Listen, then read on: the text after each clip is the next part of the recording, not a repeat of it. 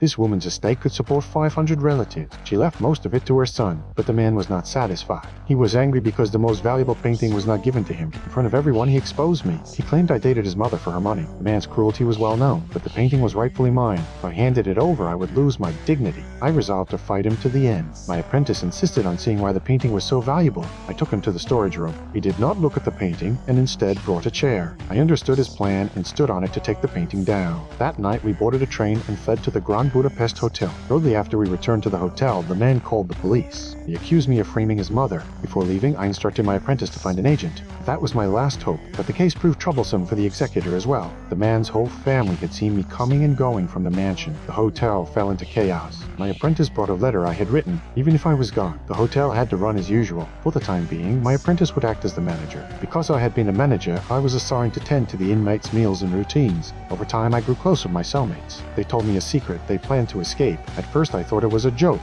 With such tight security, success seemed impossible. Then they showed me a floor plan, and I began to believe them. They came to me because I could get tools from the outside. As I pondered how to smuggle the tools in, I noticed a cake my apprentice had bought days before. Suddenly, I had an idea. I told my apprentice the plan and hid the tools inside the cake. Faced with such an exquisitely crafted cake, even the prison guards couldn't bring themselves to cut into it. With the tools in hand, we began to dig the tunnel day and night. Meanwhile, the man pressured the executor to hand over the painting. The executor upheld the will and refused to give in. The man lost his temper and hired someone to handle it. Overnight, the executor disappeared. The man's next target was me, but he did not know the tunnel had been finished.